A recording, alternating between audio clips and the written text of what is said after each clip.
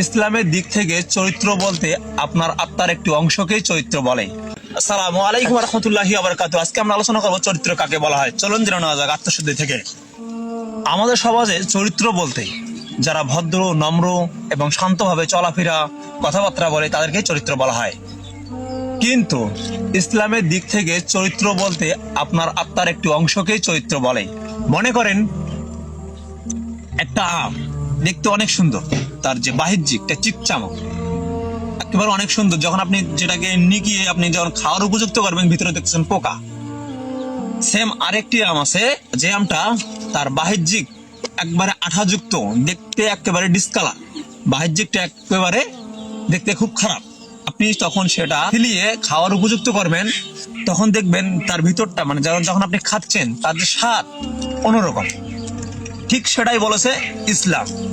এ সমাজে দেখবেন অনেকেই আছে নেশা করে, আবার পর্নোগ্রাফি দেখে, অনেক ধরনের অনেকজন আছে, তাদের চলাফেরা অনেক, কিন্তু ইসলামের সেটাকে কখনোই চরিত্র বলে না। ইসলামের চরিত্র হচ্ছে আত্মার একটি অংশকে। মনে করেন একটা দোকানে আপনি খরচ করতে গিয়েছেন, আপনি 20 টাকা খরচ করেছেন, দোকানদারকে দিয়েছেন আপনি 50 টাকা। এখন দোকানদার আপনাকে ভুলবশত দিয়ে দিয়েছে 40 টাকা, আপনি পাবেন কিন্তু 30 টাকা, আপনাকে দিয়েছে 40 টাকা। এখন দোকানদারকে আপনি বললেন যে ভাই আমি খরচ করেছি 20 টাকা, আপনি আমাকে 40 টাকা দিচ্ছেন, আপনি আর 10 টাকা পাবেন, এই 10 টাকা নিয়ে রাখেন। এটাকেই বলা হয় চরিত্র।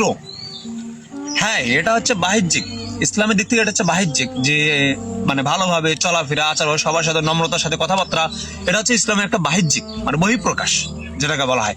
কিন্তু আসলে যেটা একেবারে যে চরিত্র হচ্ছে আত্মার একটি অংশকে, মানে আপনার আত্মাটা কি চাচ্ছে, আপনি পাপ কাজ থেকে বিরত আছেন নাকি পাপ কাজে আপনি লিপ্ত আছেন, সেটা হচ্ছে চরিত্র। পাপ কাজে লিপ্ত থাকেন তাহলে আপনার চরিত্র একেবারে খারাপ। আপনি যতই ভালোভাবে চলাফেরা ইত্যাদি যাই করুন না কেন, কোনো সমস্যা নেই, কিন্তু আপনার চরিত্র একেবারেই খারাপ।